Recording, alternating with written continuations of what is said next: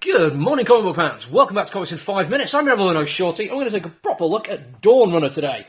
This is one that certainly made it onto my list before it even came out. It's Ram V, and I honestly thought I'd spend a lot longer talking about just how amazing Ram V is, and like telling everyone to go and buy all the Ram V stuff, and that Ram V is my favourite writer ever, and I could do that for 5 entire minutes. I totally could. But I'm not going to for two reasons. Number one, the first one's a very small one, but there's genuinely a mistake in this comic book.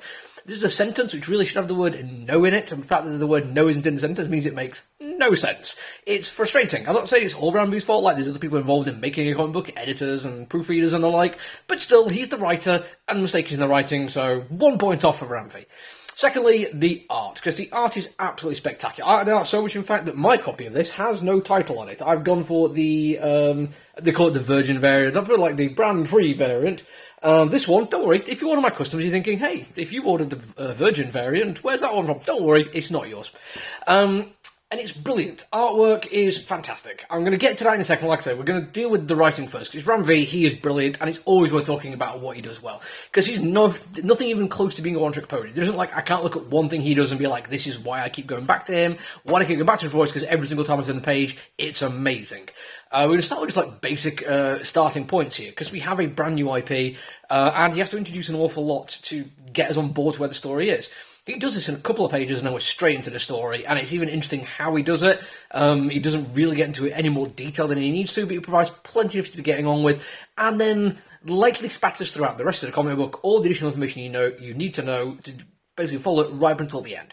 And I'm not going to talk about the end at all, because it's a thing that happens, and honestly, you need to go into it as cold as possible to get the full experience from it. What this is, though, is a story about giant kaiju monsters and humanity fighting against them in giant robots.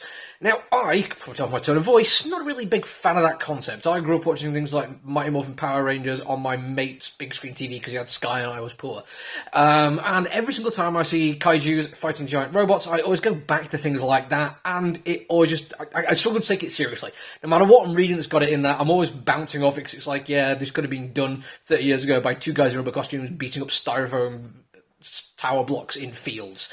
But Ram V, again, is so good that I absolutely jumped on board with this one very well.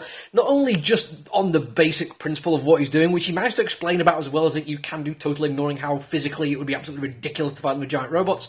He also just spatters again throughout the comic book other things which I care about, which keep me engaged. For instance, it is very anti-corporate, calls out toxic masculinity really, really quickly, and spends quite a bit of time talking about the two, what I think are like kind of core themes for the start of this one, which is identity and legacy. Again, I'm not going to get too much into the individual bits on that one, but one of them leads into the artistry, so I'm going to go for it.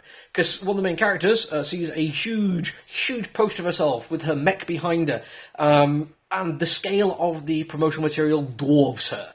Now, what she's talking about during this scene isn't that much to do with it. It's more of a tech kind of thing, or something to do with her character background. But that sense of who she is and her place in the world and what people think of her is writ larger than large. And it is the scale of the comic book which really impressed me in its artistry. I'm going to show you this cover again. It doesn't quite do its justice because it's got a big logo on it. But the scale here is fantastic. Not just that, but a total immaculate understanding of perspective. And all of these things happen repeatedly through the comic book. We have fantastic cityscapes, outdoor shots, where we get the scale of the buildings that are required to have giant mechs in them and the size of the kaiju. And all of this scale is just, it's hard to comprehend unless you've got the comic book in front of you, and there's no way me showing you a little picture of it on this little camera phone I'm recording on is going to do it justice. But trust me, it is there. Weirdly, that isn't the big reason I like his stuff. It's Evan Cagle, by the way, in case you're curious. Usually, I'm used to seeing him just doing covers and stuff. This is the first thing I've read where he's doing the internal artwork, and oh my god, he's brilliant. It's really nice that I've read this just on the back of reading Helen of Windhorn, because it means I've read two of the best-looking comic books I've seen so far this year within a week of each other. And this is a brilliant comic book. It looks fantastic. The reason why it stands out is an odd little, I don't know the name for it. If Evan Cagle is watching it and he stayed with him this side, might be able to tell me. It's a style of shading which isn't quite cross-hatching, but it involves a lot of dense line work. And I love it. It's really effective to show depth, and uses it really effectively for using darkness and shadow and light. And also, it weirdly feels like there's a texture to the artwork. Like if you run your thumb over it, you'd feel the ridges and wrinkles, the bumps and nodules on everything. It is some of the most organic artwork I've seen, and I am in love with it. I cannot wait for the rest of it. I'm genuinely disappointed that it's totally sold out pretty much everywhere, and I'm telling you now, if you're looking to get a copy, go and buy it. It's absolutely spectacular. That's it for me for now, though. I've got a whole bunch to review this week, so make sure you do the social media thing. Until then, look after each other, everyone. Stay safe. Bye!